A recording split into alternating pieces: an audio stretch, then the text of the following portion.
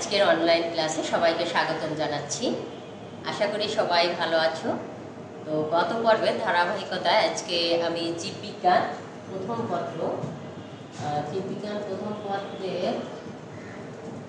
আমাদের অধ্যায়ের নাম এটা হচ্ছে কি জীববিজ্ঞান প্রথম পত্র এবং অধ্যায়ের নাম হচ্ছে টিস্যু ও টিস্যুতন্ত্র অষ্টম অধ্যায় পর্ব 2 নিয়ে আলোচনা করছি। এটা হচ্ছে অষ্টম অধ্যায়, অধ্যায়ের নাম টিস্যু ও টিস্যুতন্ত্র এবং এটার পর্ব হচ্ছে 2। গত পর্বে আমরা পর্ব 1 নিয়ে আলোচনা করেছিলাম, আজকে আমরা পর্ব 2 নিয়ে আলোচনা করব এবং আজকের আলোচনায় থাকছে বিশাল বড় টপিকস। আমাদের এটা টিস্যুতন্ত্র নিয়ে আলোচনা করব এবং টিস্যুতন্ত্রের ভেতরে অনেকগুলো টপিকসই এসে যাবে যেগুলো অত্যন্ত গুরুত্বপূর্ণ, সেগুলোই আমি এখানে লিখে রেখেছি। এখান থেকে এই কোশ্চেনগুলোই হচ্ছে আমাদের সৃজনশীল প্রশ্নে আসার মতো। সেগুলো হচ্ছে পত্ররন্ধ্রের গঠন, এটা সিকিউতে আসতে পারে। তারপরে হচ্ছে পত্ররন্ধ্র এবং পানি পত্ররন্ধ্রের মধ্যে পার্থক্য, গ্রাউন্ড টিস্যুতন্ত্রের সার্বিক আলোচনা আসতে পারে এবং সবশেষে ভাস্কুলার বান্ডলের প্রকারভেদ, এটা আসতে পারে সৃজনশীল হিসেবে। তো আমরা সবগুলো টপিকসই আজকে করব। তো আজকের আলোচনা একটু ইম্পর্টেন্ট এবং হচ্ছে এখানে অনেকগুলো জ্ঞানমূলক প্রশ্ন থাকবে। পড়ানোর বা হচ্ছে আমাদের আলোচনার যে কোনো পর্যায়ে আমাদের জ্ঞানমূলক প্রশ্নগুলো আসবে। আমি তোমাদেরকে বলে দিব আসলে কোনটা জ্ঞানমূলক এবং কোনটা অনুধাবনমূলক এবং কোনটা সৃজনশীল আকারে আসতে পারে। তো প্রথমে আমাদের টিস্যুতন্ত্র সম্পর্কে জানতে হবে যে একই ধরনের কাজ করে এমন এক বা একাধিক টিস্যু মিলেই হচ্ছে টিস্যুতন্ত্র গঠিত। একই ধরনের কাজ করে এবং একই উৎস থেকে সৃষ্ট এবং একই ধরনের কাজ সম্পন্নকারী টিস্যু সমূহকেই বলা হয় হচ্ছে টিস্যুতন্ত্র। তো টিস্যুতন্ত্রকে যদি আমরা ভাগ করি তাহলে 3 ভাগে ভাগ করা যায়। এগুলো হচ্ছে এপিডার্মাল বা ত্বকীয় টিস্যুতন্ত্র, গ্রাউন্ড টিস্যুতন্ত্র এবং হচ্ছে ভাস্কুলার টিস্যুতন্ত্র। তো টিস্যুতন্ত্রকে 3 ভাগে ভাগ করা যায়। কি কি? এপিডার্মাল টিস্যুতন্ত্র, গ্রাউন্ড টিস্যুতন্ত্র এবং হচ্ছে ভাস্কুলার টিস্যুতন্ত্র। তো প্রথমে আমরা আসি এপিডার্মাল বা ত্বকীয় টিস্যুতন্ত্র। দেখো, যে টিস্যুতন্ত্র অঙ্গের বহিরাবরণ অর্থাৎ বাইরের আবরণ, অর্থাৎ উদ্ভিদের বাইরের যে আবরণগুলো আছে সেই বাইরের আবরণ সৃষ্টিকারী টিস্যুতন্ত্রকেই বলা হয় এপিডার্মাল টিস্যুতন্ত্র। অর্থাৎ ত্বক সৃষ্টি করছে যে টিস্যুতন্ত্র সেটাই হচ্ছে এপিডার্মাল টিস্যুতন্ত্র। তো এপিডার্মাল টিস্যুতন্ত্রের বিভিন্ন ধাপ আছে, যেমন এপিডার্মিস, এপিডার্মিসের উপাঙ্গ, পত্ররন্ধ্র, পানি পত্ররন্ধ্র। এই শব্দগুলো আমরা লিখেছি যে শব্দ, সেগুলো মূলত এপিডার্মাল টিস্যুতন্ত্রের আন্ডারে রয়েছে। তো প্রথমে আসা যাক এপিডার্মিস।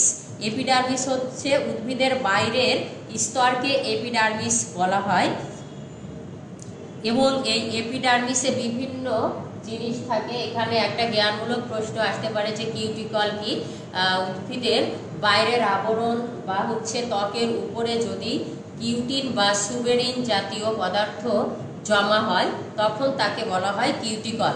এই কিউটিকল শব্দটি আমাদের অনেক সময় আসে। তাহলে উদ্ভিদের ত্বকের বাইরে যদি মোম বা সুবেরিনের স্তর থাকে সেটাকেই বলা হয় হচ্ছে কিউটিকল বলা হয়।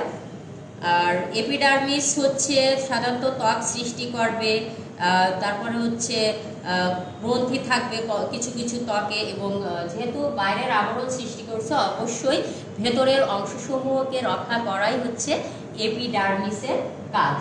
এবং এপিডার্মিসের উপাঙ্গ সমূহে যদি আসি তাহলে উপাঙ্গ মানে হচ্ছে বাড়তি যে উপবৃদ্ধি। তো কখনো কখনো যদি এপিডার্মিসের ত্বক থেকে কিছু উপবৃদ্ধি বের হয় তখন তাকে এপিডার্মিসের উপাঙ্গ বলে এবং তার আন্ডারে রয়েছে হচ্ছে রোম বা ট্রাইকোম, শল্ক, থলি। এই 4টা জিনিস থাকতে পারে। কি কি থাকতে পারে এপিডার্মিসের উপাঙ্গের ভিতর? রোম বা ট্রাইকোম, তারপরে হচ্ছে শল্ক, গ্রন্থিরোম বা হচ্ছে কোলেটার্স এবং হচ্ছে থলি। তো প্রত্যেকটা শব্দ সম্পর্কে আমরা অবশ্যই ধারণা নিব, সেটা প্রথমে হচ্ছে রোম। রোম হচ্ছে কি? রোম হচ্ছে এককোষী বা বহুকোষী, সরল বা গুচ্ছাকারে থাকতে পারে এবং মূল রোম এর যে উপাঙ্গ সেটা সাধারণত এককোষী হয়ে থাকে এবং কাণ্ড রোমগুলো বহুকোষীয় হতে পারে। তাহলে রোম হচ্ছে এক ধরনের এককোষী বা বহুকোষী উপবৃদ্ধি। এককোষী বা বহুকোষী উপবৃদ্ধিকেই বলা হয় হচ্ছে রোম বা ট্রাইকোম। তো এদের আবার কাজ ভাগ আছে, যেমন মূল রোম হচ্ছে পানি শোষণ করে, কাণ্ডরোম আঠা, তারপর হচ্ছে গদ, বিষাক্ত পদার্থ এগুলো নিঃসৃত করে এবং সবচেয়ে যে বড় কাজটি করে রোম সেটি হচ্ছে উদ্ভিদকে বাইরের আক্রমণ থেকে বা বাইরের আঘাত থেকে রক্ষা করাই হচ্ছে রোমের প্রধান কাজ। এরপরে হচ্ছে শল্ক।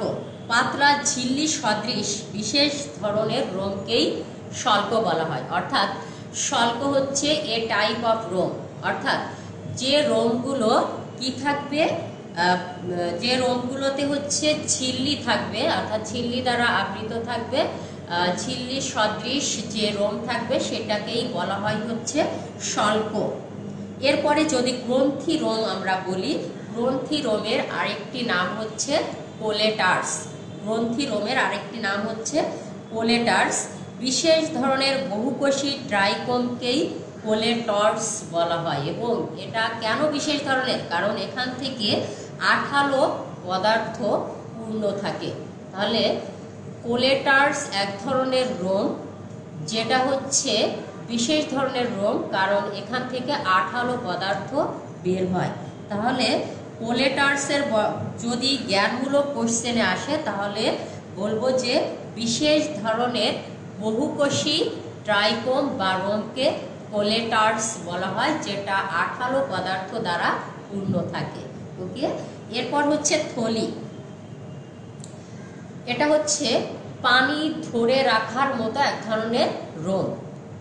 তাহলে আমরা যদি সংজ্ঞা আকারে বলি তাহলে আমরা বলবো যে থলি হচ্ছে পানি ধারক এক ধরনের ট্রাইকোম। সেই পানি ধারক ট্রাইকোমকেই বলা হয় হচ্ছে থলি। পানি ধারক ট্রাইকোমকেই থলি বলা হয়। এখন আমরা এপিডার্মাল এর একটা অত্যন্ত গুরুত্বপূর্ণ টপিকস পত্ররন্ধ্র বা স্টোমাটা নিয়ে আলোচনা করব, কারণ পত্ররন্ধ্র বা স্টোমাটা হচ্ছে একটা গুরুত্বপূর্ণ এপিডার্মাল টিস্যু তন্ত্র, যেটা আসলে বিভিন্ন শারীরবৃত্তীয় কর্মকাণ্ড পরিচালনা করে। পত্ররন্ধ্র মানে বোঝাই যাচ্ছে যে এক ধরনের রন্ধ্র বা ছিদ্র, কিন্তু এটা আসলে একটা রন্ধ্র বা ছিদ্রই নয় শুধু, কারণ এখানে 3 ধরনের শারীরবৃত্তীয় কার্যাবলী সম্পন্ন হয়। কি কি শারীরবৃত্তীয় কার্যাবলী? সেগুলো হচ্ছে সালেক সংশ্লেষণ, শ্বসন, প্রচ্ছেদন। এই শারীরবৃত্তিক কর্মকাণ্ড হচ্ছে আমাদের পত্ররন্ধ্রে সংগঠিত হয়। এখন আমরা পত্ররন্ধ্রের গঠন করব।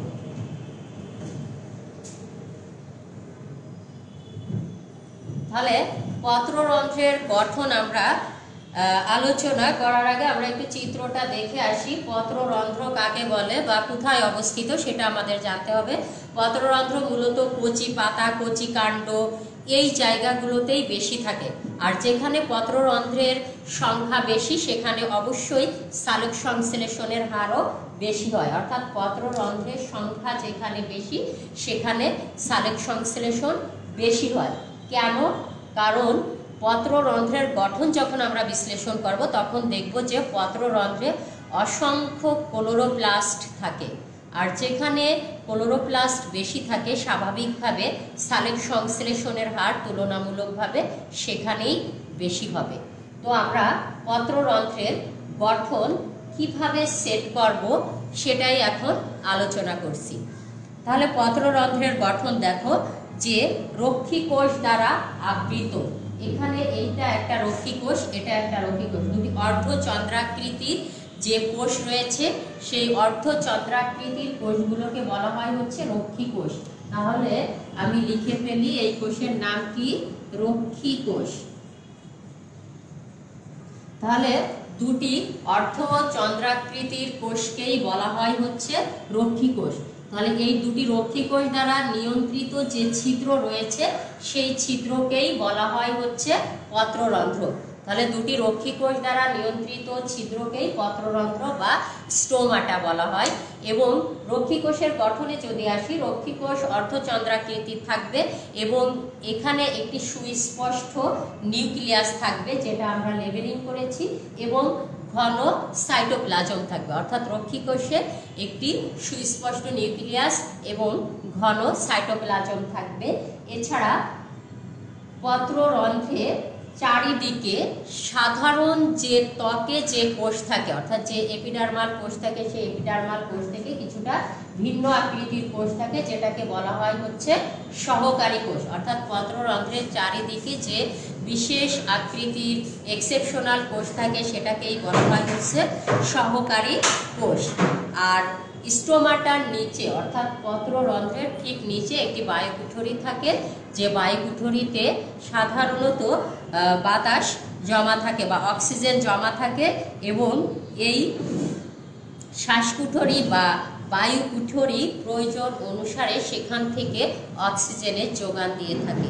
এবং পত্ররন্ধ্রের খোলা এবং বন্ধ হওয়া মূলত নির্ভর করে রক্ষী কোষের উপর। তো এতটুকু আমাদের পত্ররন্ধ্রের গঠন ছিল। এবং পত্ররন্ধ্রের গঠন যদি আমাদের আসে, অবশ্যই এই চিহ্নিত চিত্র সহ গঠনটা ততটুকু বর্ণনা করলেই হবে।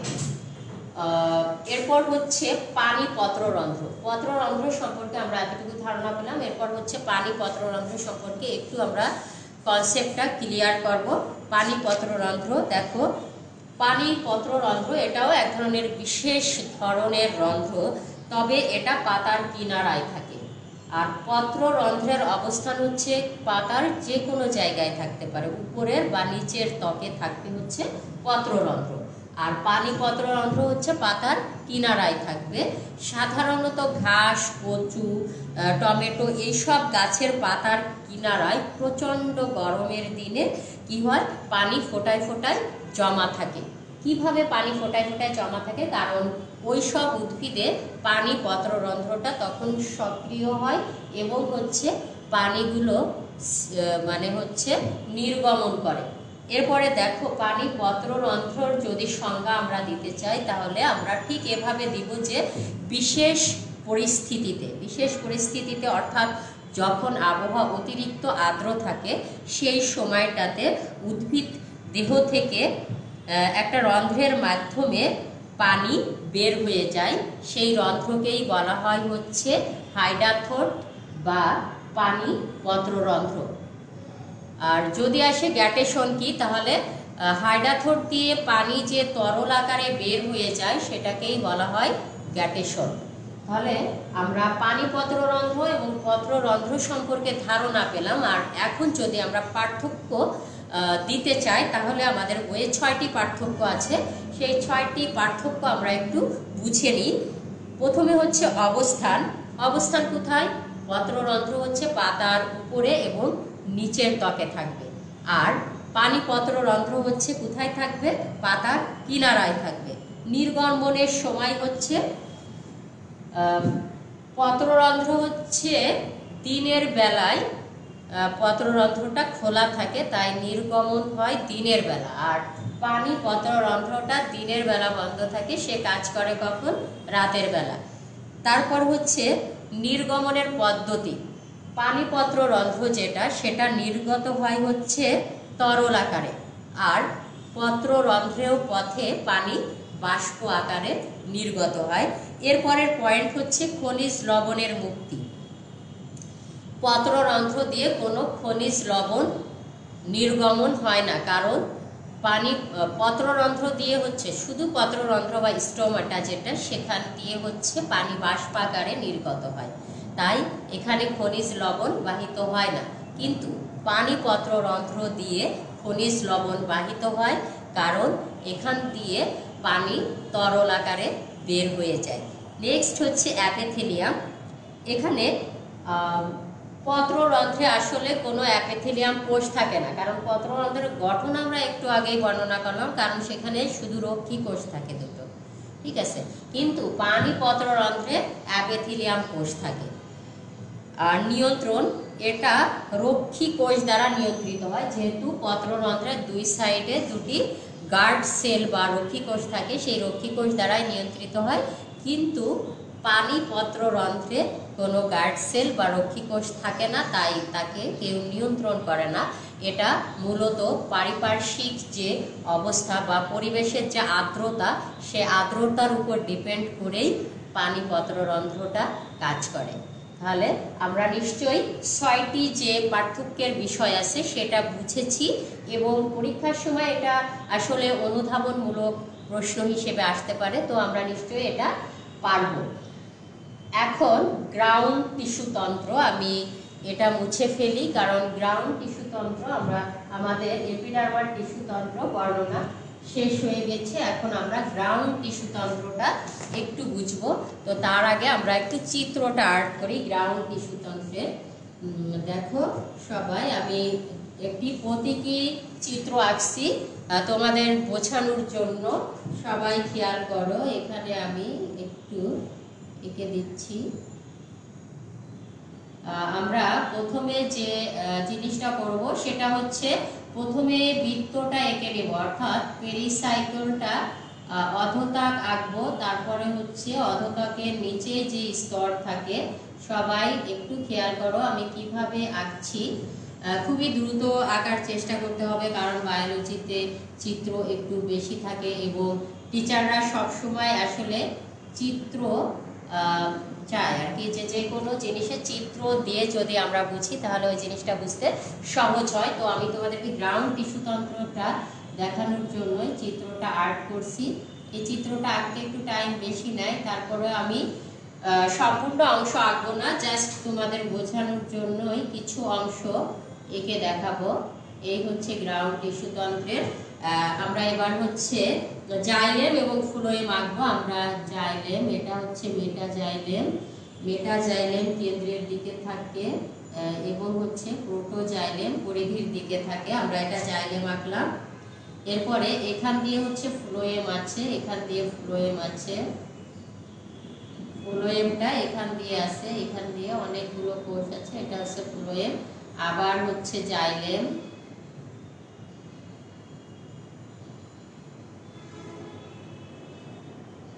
জাইলেম আবার ফ্লোয়েম। অর্থাৎ যেহেতু আমি একটা দ্বিবীজপত্রী মূল এঁকেছি, তাহলে এখানে জাইলেম এবং ফ্লোয়েম অরীয়ভাবে সজ্জিত থাকবে, তাই একবার জাইলেম একবার ফ্লোয়েম আঁকবো আমরা।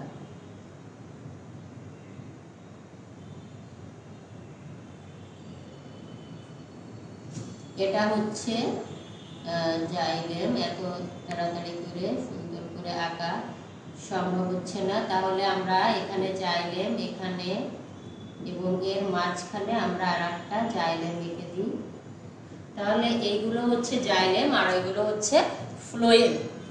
তো আমরা গ্রাউন্ড টিস্যুটা এখন দেখব। আর এখানে দেখো এই জায়গাটা একটু খেয়াল করো, এখানে আমরা একদম মূল ত্বক বা হচ্ছে এপিথেলিয়াম আঁকতেছি। এখানে একটা আমরা উপরে একটা এক সারি এক স্তর বিশিষ্ট কোষ আঁকছি। এটা হচ্ছে মূল, যে মূলের যে বাইরের ত্বক সেটা।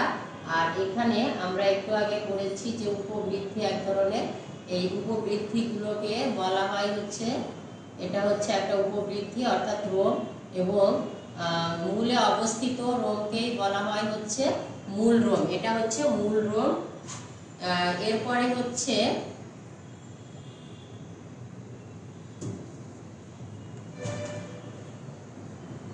আমরা এই সাইডটা মুছে ফেলি, কারণ আমরা একটু এখানে কর্টেক্স গুলো আগে একটু বড় বড় করে আঁকবো। কর্টেক্স গুলো এগুলো দেখো প্যারেনকাইমা কোষ নিয়ে গঠিত যে অংশগুলো, সেইগুলোই মূলত হচ্ছে কর্টেক্স।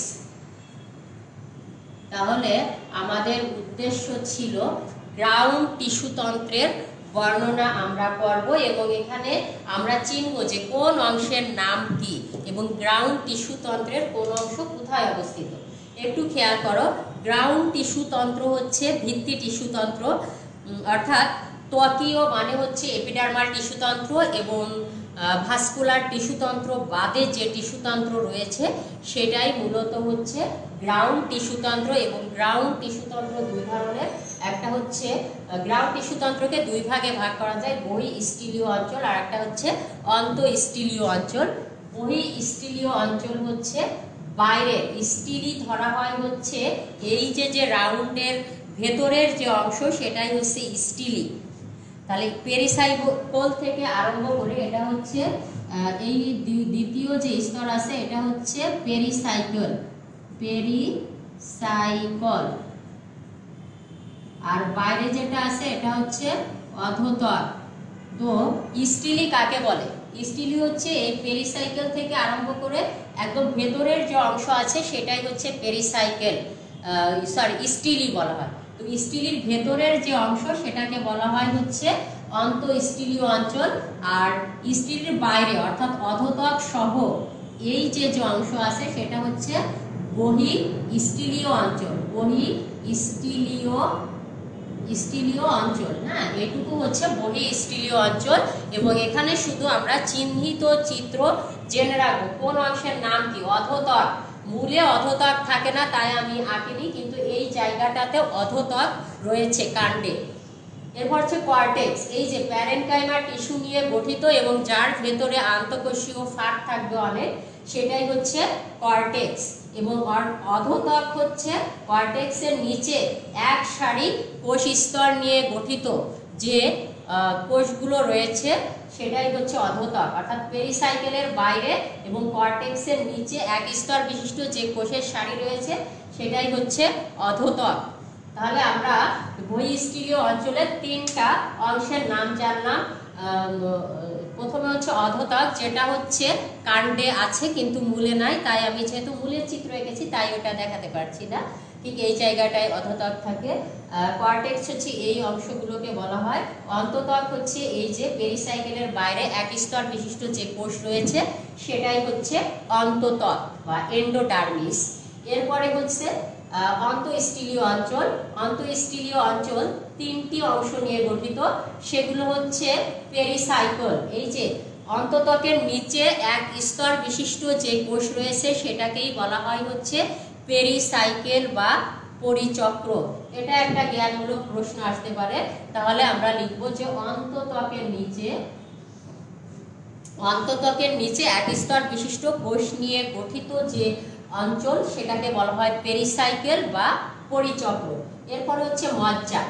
ঠিক ভাস্কুলার বান্ডলের কেন্দ্রে যে অংশ রয়েছে এই কেন্দ্রের এই অংশকে বলা হয় হচ্ছে মজ্জা। আর মজ্জা রশ্মি হচ্ছে এই যে মজ্জাটা যখন এই ফ্লোয়েম এবং জাইলেম, এটা হচ্ছে ফ্লোয়েম এবং এটা হচ্ছে জাইলেম, ফ্লোয়েম এবং জাইলেমের মাঝখান দিয়ে মজ্জাটা যখন একদম পেরিসাইকেল পর্যন্ত বিস্তৃত থাকে সেই অংশকেই বলা হয় হচ্ছে মজ্জারশ্মি। তো এই প্রত্যেকটা মূলত এক একটা জ্ঞানমূলক হিসেবে আমরা মনে রাখবো। এখান থেকে যদিও সৃজনশীল আসার মতো না গ্রাউন্ড টিস্যুতন্ত্র থেকে, তারপরেও আমরা পেরিসাইকেলের সংজ্ঞা, মজ্জার সংজ্ঞা এবং মজ্জারশ্মির সংজ্ঞা অবশ্যই পড়ে রাখবো। তো আমি আবারও তোমাদের সুবিধার জন্য পেরিসাইকেলটা বলছি। অন্তঃত্বকের নিচে এক স্তর বিশিষ্ট কোষ নিয়ে গঠিত যে অংশ সেটাকেই বলা হয় পেরিসাইকেল বা পরিচক্র। এরপরে মজ্জা, ঠিক অন্তঃস্থলীয় অঞ্চলের একদম কেন্দ্রে যে কোষসমূহ রয়েছে সেটাকেই বলা হয় মজ্জা। আর মজ্জারশ্মি হচ্ছে এটাকে বলা হয় ফ্লোয়েম আর এটা হচ্ছে জাইলেম। ফ্লোয়েম এবং জাইলেমের মাঝখান দিয়ে মজ্জাটা যখন একদম পেরিসাইকেল পর্যন্ত বিস্তৃত থাকে তখন তাকে বলা হয় হচ্ছে মজ্জারশ্মি। তার মানে আজকের আলোচনায় আমরা একটা সৃজনশীল প্রশ্ন শিখলাম, পত্ররন্ধ্রের গঠন, অনুধাবনমূলক প্রশ্ন শিখলাম, পানি পত্ররন্ধ্র এবং পত্ররন্ধ্রের মধ্যে পার্থক্য, এবং গ্রাউন্ড টিস্যুতন্ত্র থেকে আমরা এমসিকিউ এবং গ্রাউন্ড টিস্যুতন্ত্র কি এটার সার্বিক একটা ধারণা নিলাম এবং এখান থেকে যে জ্ঞানমূলকগুলো আসতে পারে সেটাও জানলাম। তাহলে তোমাদের আজকে এ পর্যন্তই থাক। সবাই ভালো থেকো, নিরাপদে থেকো। আল্লাহ হাফেজ।